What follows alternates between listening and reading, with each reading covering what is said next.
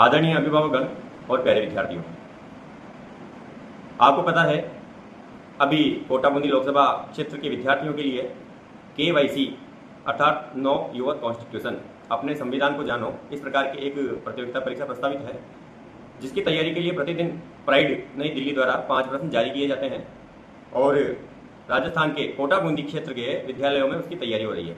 तो आज के जो 5 प्रश्न हैं साथियों इस प्रकार से हैं। पहला जो प्रश्न है, संसद का उच्च सदन क्या कहलाता है। अब देखो, संसद जो कि विधायिका है, शासन के 3 अंग होते हैं, विधायिका, कार्यपालिका और न्यायपालिका। तो जो विधायिका है वो विधायिका 3 अंगों से मिलकर के बनती है, राष्ट्रपति, राज्यसभा और लोकसभा। तो प्रश्न, संसद का उच्च सदन क्या कहलाता है, इसका आंसर रहेगा अपना राज्यसभा। अच्छा, इसके पीछे का कारण भी आप समझें। राज्यसभा संसद का स्थायी सदन होता है, ये कभी भंग नहीं होता और राज्यसभा के सदस्यों का कार्यकाल 6 वर्ष होता है और प्रति 2 वर्ष में 1/3 सदस्य इसमें नए निर्वाचित होते हैं। राज्यसभा अर्थात यहाँ पर जो सदस्य आते हैं वो राज्यों से आते हैं, इसीलिए इसको राज्यों का संघ कहा गया है। ये राज्यसभा है।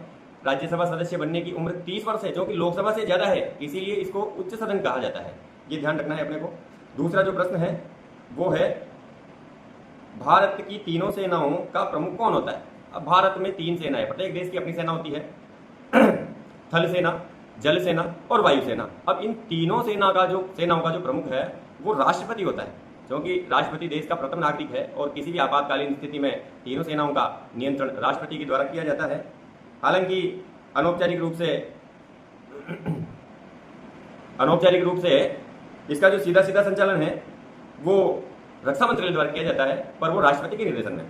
तीसरा प्रश्न है, मुख्यमंत्री की नियुक्ति कौन करता है। जिस प्रकार देश में प्रधानमंत्री की नियुक्ति राष्ट्रपति करता है, ठीक उसी तरह से राज्य में मुख्यमंत्री की नियुक्ति राज्यपाल के द्वारा की जाती है। ये भी अपने को ध्यान रखना है। भारतीय संविधान के अनुच्छेद 343 के अनुसार भारत की राजभाषा क्या है। देखो, संविधान में एक अनुच्छेद है 343(1). तो भारत की जो राजभाषा है उसको हिंदी माना गया है और उसकी जो लिपि है वो देवनागरी लिपि है।